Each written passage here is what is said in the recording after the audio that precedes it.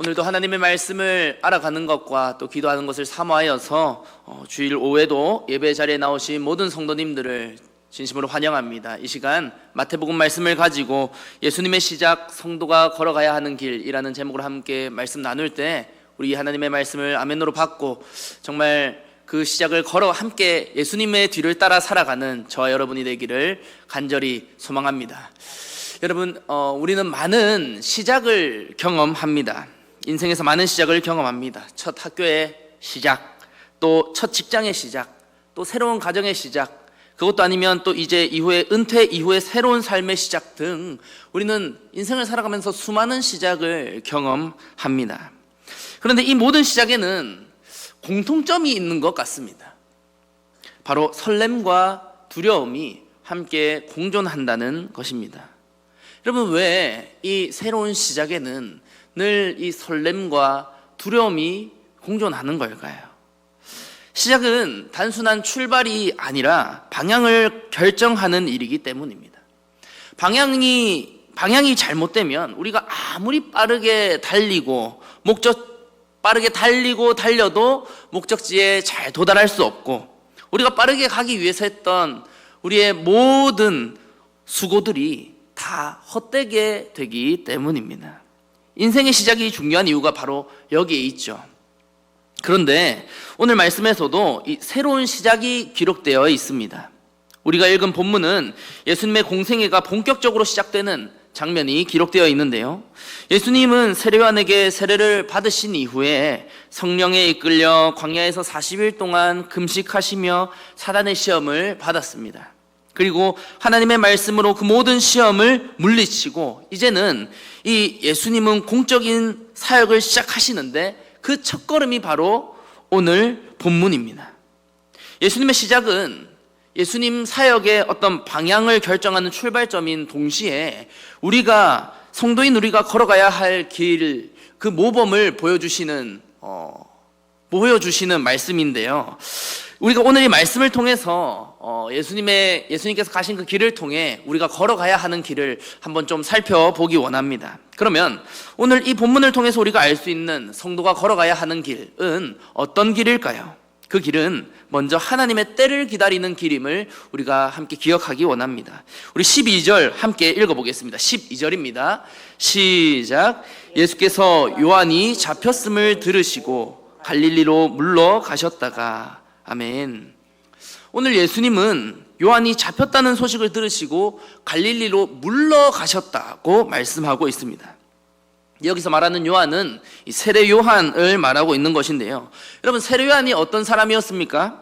말라기의 예언처럼 예수님의 길을 준비하던 사람이었습니다. 광야에서 회개하라, 천국이 가까이 왔다 라고 선포하면서 요단강에서 사람들에게 세례를 베풀었던 사람이었습니다. 그런데 이 세례 요한이 회개를 촉구하는 대상이 사실은 일반 시민에게만 있지 않았습니다. 당시 종교 지도자였던 바리새인과 사두개인들까지도 회개를 촉구했고, 또 심지어 이 당시 갈릴리 분봉왕이었던 이 헤롯 왕에게까지 회개를 촉구했습니다. 여러분, 한번 생각해 보십시오. 헤롯 왕에게까지, 이 왕정 시대를 살아가는데 이 헤롯 왕에게까지 회개를 촉구한다면, 여러분, 자신을 깎아내리는 그 사람을 왕이 가만히 내버려 두는 사람이 어디 있겠습니까? 아무도 이 왕정 시대 때는 이 왕을 깎아내는 일이 있을 수 없었기 때문에 이 소식이 듣자마자 이제 헤롯은 그 세례 요한을 감옥에 가둡니다. 그리고 예수님은 그 소식을 듣자마자 이제 갈릴리로 물러가셨다고 기록하고 있습니다. 그런데 예수님이 갈릴리로 물러가셨다라고 하면 이 한글로 봤을 때 어감이 그렇게 사실 좋아 보이지는 않습니다. 마치 예수님이 물러가셨다라고 하니까 헤롯 왕을 피해서 자신이 좀 피하는 것처럼 보이지 않습니까? 그런데 사실 원어로 보면 이 물러가심은 단순히 무언가를 피해가는 의미에서 그치는 게 아니라 그 의미를 넘어서 상황에 따라 장소를 전략적으로 옮기는 그런 행동을 의미합니다. 한마디로 예수님이 지금 헤롯을 피해서 물러가시는 것은 단순히 자신에게 닥칠 그 위기를 피해서 뒤로 물러가는 것이 아니라 앞으로 예수님께서 행해야 할 그 사역을 위해 하나님의 때와 방법을 따라 이동하셨다는 것입니다. 여러분, 우리는 종종 이 물러간다라는 이 단어를 부정적으로 생각하는 것 같아요.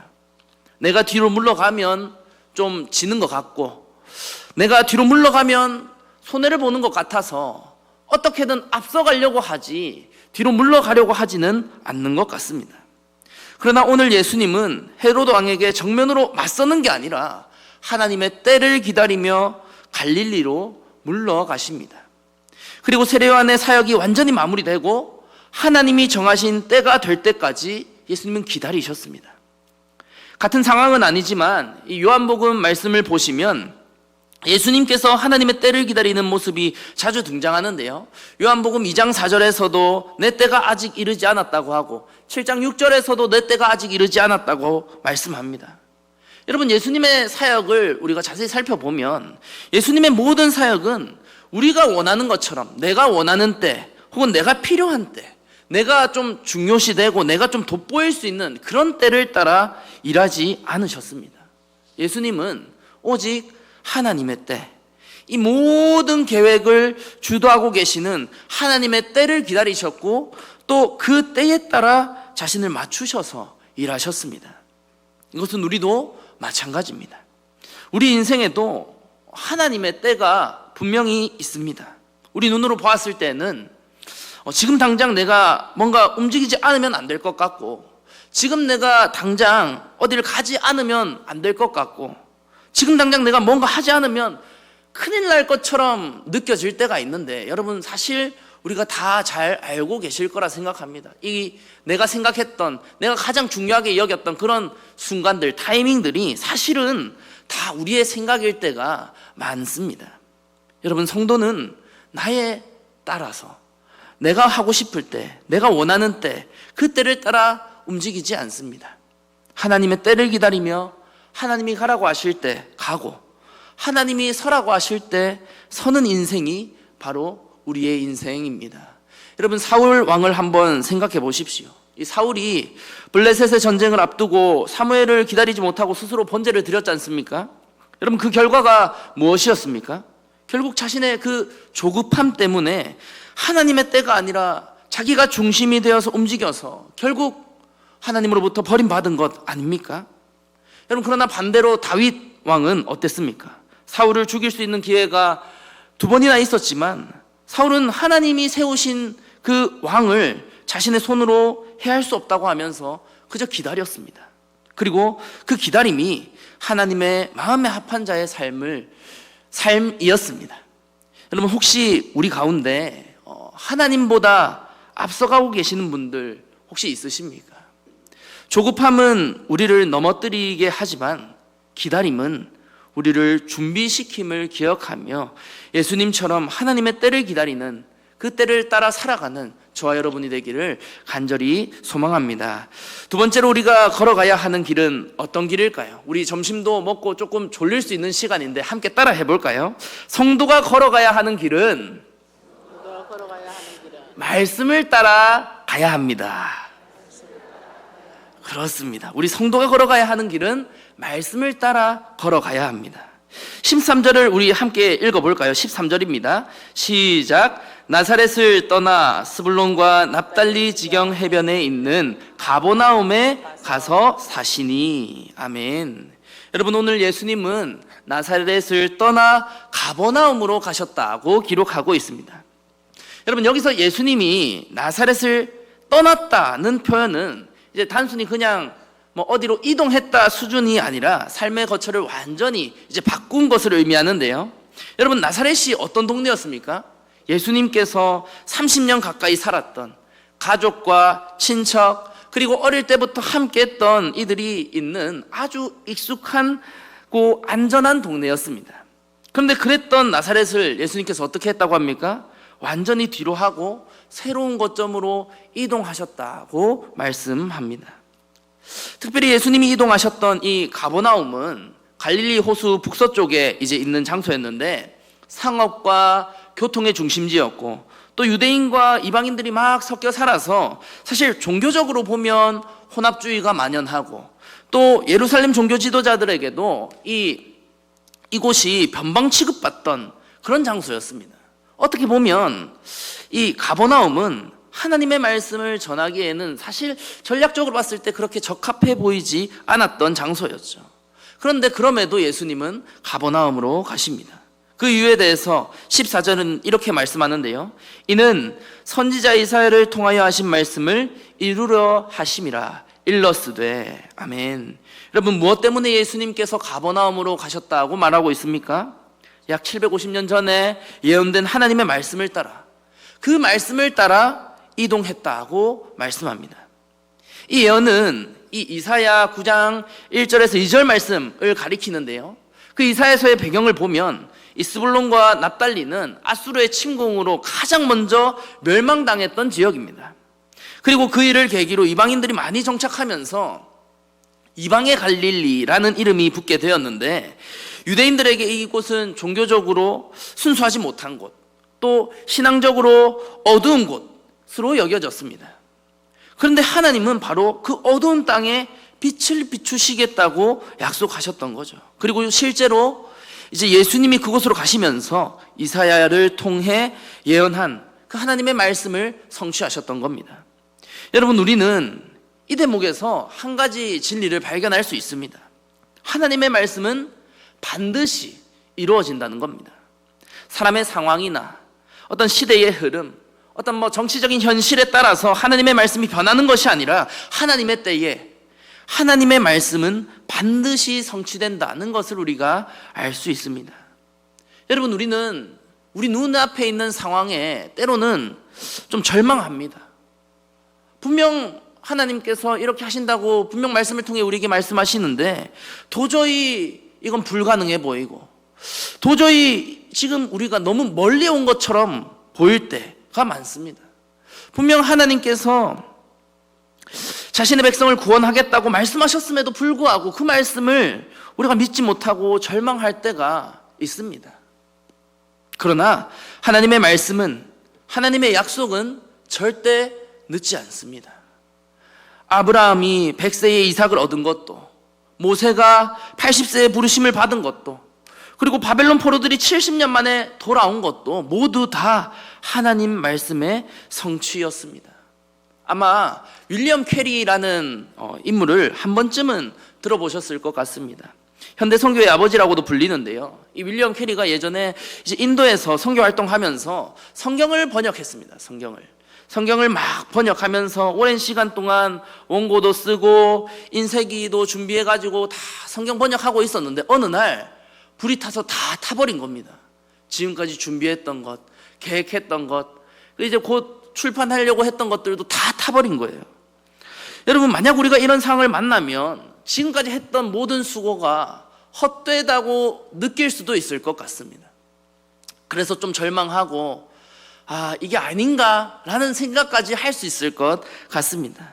그런데 여러분, 그 윌리엄 캐리는 또다시 성경을 번역하기 시작했고, 결국에는 이 번역한 성경이 수십 개의 언어로 번역되어서 전 세계에 복음이 전해지기도 했는데요. 여러분, 우리도 이 성도의 길을 걷다 보면 때로는 하나님의 말씀이 작동하지 않는 것처럼 느껴질 때도 있고, 이 세상이 돌아가는 것을 보면서 과연 진짜 하나님께서 어디 계시는가 라는 생각이 들 수도 있지만, 여러분, 하나님의 말씀은 반드시 성취된다는 것을 우리가 기억하며 때로는 인내함으로, 또 때로는 담대함으로 성도의 길을 걸어가는 저와 여러분이 되기를 간절히 소망합니다. 자, 마지막으로 예수님의 시작을 통해서 우리가 발견할 수 있는 성도가 걸어가야 하는 길은 어떤 길일까요? 그 길은 회개와 복음의 길임을 기억하기 바랍니다. 우리 17절 마지막으로 함께 읽어보겠습니다. 17절입니다. 시작. 이때부터 예수께서 비로소 전파하여 이르시되 회개하라, 천국이 가까이 왔느니라 하시더라. 아멘. 예수님은 자신의 때가 도래해서 본격적으로 공적인 사역을 시작하면서 비로소 드디어 복음을 전하십니다. 얼마나 이 일을 기다리셨는지 사실 오늘 본문에 가감없이 드러나는데요. 그렇게 기다리시고 처음 전한 말씀이 무엇입니까? 회개하라, 천국이 가까이 왔다라는 말씀입니다. 여러분, 우리가 한번 근데 교회 다니면서 잘 한번 생각해 보면 사실 예수님께서 하신 첫 마디는 회개하라, 천국이 가까이 왔다 라고 말씀하셨는데, 사실 사랑하라나 하나님께 나아오라 라는 말씀을 자주 듣지 않습니까? 여러분, 예수님께서 왜 다른 이야기 먼저 하는 게 아니라 사랑하라 혹은 이웃을 사랑하라 혹은 나에게 나아오라 이 말씀을 먼저 전하지 않고 왜 회개하라, 천국이 가까이 왔다 라고 먼저 전하신 걸까요? 그 이유는 여러분, 회개로부터 우리가 시작해야 되기 때문입니다. 예수님이 전하신 것은 좋은 소식, 곧 복음이었습니다. 복음은 단순히 우리가 천국에 갈 수 있다는 어떤 미래의 약속에 그치지 않고 지금 이 땅에서 예수님 안에서 시작된 그 하나님의 통치인데요. 그래서 복음을 받아들이는 것은 우리가 예수님의 다스림을 받는 거고 또 그분의 인도를 받는 것인데, 그 시작이 바로 회개로부터 시작한다는 겁니다. 이 회개를 히브리어로 하면 돌아서다라는 의미를 가지고 있는데, 한마디로 지금까지 내가 하나님을 알기 이전에 복음을 몰랐을 때에는 내가 나의 중심이 되고 내가 나의 인생을 이끌어가는 그런 삶을 살아갔지만, 복음을 경험한 회개한 성도는 이제 그 길을 돌이켜서 하나님을 향해 하나님이 중심이 되어 살아가야 한다는 겁니다. 여러분, 성경에서 복음을 경험한 사람들 보십시오. 삭개오는 세리장이었고 동족들에게도 외면당하는 그런 죄인이었는데, 그런 삭개오가 예수님을 만나고 어떻게 되었습니까? 자신의 재산 절반을 가난한 자들에게 주었고 또 속여서 빼앗은 사람들에게는 돈을 4배로 갚겠다고 결단했습니다. 사도 바울은 어땠습니까? 그는 교회를 핍박하고 그리스도인들을 다 잡아 죽이는데 앞장서서 모두가 떨며 두려워하는 그런 대상이었는데, 다메섹 도상에서 예수님을 만난 이후에는 일평생 복음을 전하는 자로 살아갔습니다. 여러분, 우리가 복음을 경험했다라고 한다면 우리는 결코 이전과 같은 삶을 살아갈 수 없습니다. 복음이신 예수 그리스도를 우리가 만났다면, 그분의 빛으로 어두웠던 나를 밝히 비춰주셨다면, 여러분, 우리는 이전과 같은 똑같은 삶을 살아갈 수가 없습니다. 예수님을 만나 정말 복음을 경험한 사람들은 다 아실 겁니다. 처음에 교회 다니면 문제가 해결될 것 같아서, 혹은 내가 교회를 다니면 원하는 거 얻을 수 있을 것 같아서, 그것도 아니면 여러 가지 이유를 가지고 처음 교회에 나와왔는데, 교회 와서 설교 시간에도 그렇고 사람들을 막 만나면 예수님을 만나야 된다고 하니까 어떻게든 예수님을 만나기 위해서 막 힘을 내지 않습니까? 그래서 처음에 말씀도 열심히 읽고 기도도 열심히 하고 교회 생활도 열심히 참여하면서 그렇게 열심히 내다가, 그렇게 살아가다가 딱 예수님께서 진짜 나를 만나 주시면, 나를 찾아와 주시면, 여러분, 우리가 무엇을 알게 됩니까? 나의 삶을 지금까지 인도하셨던 하나님의 손길을 우리가 발견하게 되고, 내가 얼마나 소망 없었던 존재인지 발견하게 되지 않습니까? 예수님을 만나기 이전에 내가 살아오면서 지은 그 모든 죄들이 주마등처럼 스쳐 지나가면서 얼마나 연약한 존재인지, 지금까지 내가 목표로 하고 달려왔던 그 나의 모든 삶이 결국에는 죽음이었다는 사실을 우리가 깨닫게 되지 않습니까? 그런 하나님, 그런 나를 하나님께서 사랑하시고 나의 모든 죄를 대신해서 고통받으신 것을 우리가 그때 알게 되지 않습니까? 여러분, 그런 우리가 어떻게 회개하지 않을 수 있겠습니까? 어떻게 그런 하나님의 사랑과 손길을 우리가 경험하고 발견하는데 어떻게 이전과 똑같이 다른 것 하나 없이 그렇게 살아왔던 것처럼 살아갈 수 있겠습니까? 여러분, 우리는 그럴 수 없습니다. 우리는 그럴 수 없고, 우리가 가지고 있는 우리의 그 복음은 그 정도로 값없는 복음이 아닙니다. 값싼 은혜가 아닙니다. 여러분, 만약 우리가 복음을 듣고도 하나님을 경험했다고 말하면서 우리의 입술에서, 내 속에서부터 이 회개가 터져 나오지 않는다면요, 그것은 절망입니다. 사랑하는 성도 여러분, 예수님이 공생애를 시작하시면서 회개를 먼저 말씀하신 것은 우리의 죄를 고발하거나 책망하시기 위해 회개를 우리에게 말씀하시는 것이 아닙니다. 우리를 사랑하시는 하나님의 무한한 사랑과 은혜를 나타내기 위해 우리에게 회개하라고 말씀하시는 겁니다. 그렇기에 성도는 회개의 길을 걸어가야 합니다. 이 회개의 길을 걸어가는 것이 우리의 삶에서는 어떻게 나타나야 될까요? 이것은 또 복음의 빚진 자로서의 삶으로 나타나야 됩니다. 복음의 빚진 자로서 복음을 전하는 것으로 나타나야 됩니다. 아까 짧게 언급해드렸던 이 삭개오와 사도 바울을 한번 생각해 보면 그들은 예수님을 만나고 회개하는 것에서 그치지 않았습니다. 예수님을 만나고 내가 하나님께서 나를 용서해 주셨으니까 다 됐다. 더 이상 내가 뭐 할 게 있나? 하나님께서 나를 용서해 주셨는데 누가 나에게 뭐라 할 거냐라고 말하면서 그렇게 살아가지 않았습니다. 어떻게 살아갔습니까? 이들 모두가 다 복음의 빚진 자로 살아갔습니다. 삭개오는 자신의 재물들을 가난한 사람들을 위해 사용했고 사도 바울은 복음을 전하면서 일평생 살아갔습니다. 여러분, 이처럼 그리스도를 통해 우리가 복음을 경험했다면 이것은 우리의 삶에서 복음을 전하는 것으로 나타나야 합니다. 예수님의 길을 준비하였던 세례 요한도 회개하라 천국이 가까이 왔다고 전했었고 예수님께서도 일평생 이 복음을 전하셨고 또 예수님이 하늘로 승천하신 이후에는 제자들이 이 삶을 살아갔습니다. 여러분, 우리도 동일합니다. 성도가 회개의 길을 걷는다면 이것은 우리의 삶에서 천국 복음을 전파하는 것으로 나타나야 합니다. 여러분, 이것은 우리의 의사가 사실 반영되는 것이 아닙니다. 내가 하고 싶고 말고의 문제가 아니라 마땅히 성도의 삶에 나타나야 하는 그런 삶의 모습입니다. 사랑하는 성도 여러분, 이제 말씀을 맺기 원합니다. 우리가 오늘 이 마태복음 말씀을 가지고 예수님의 시작, 성도가 걸어가야 하는 길이라는 제목으로 함께 말씀을 나눴는데요. 그 길은 하나님의 때를 기다리는 길이었고 그 다음에는 하나님의 말씀을 따라 걸어가는 길이었으며 또 회개와 복음의 길임을 우리가 함께 나누었습니다. 물론 여러분, 우리가 이 길을 걸어가는 것이 결코 쉬운 길은 아닐 겁니다. 좁은 문일 것이고 예수님이 일평생 고통당하신 것처럼 우리 또한 고통스러운 길일 수 있습니다. 그러나 여러분, 우리는 이 길을 걸어갈 수 있고 또 걸어가야 합니다. 왜냐하면 예수님이 먼저 그 길을 걸어가 주셨고 예수님으로 인해 우리가 지금을 살아가기 때문입니다.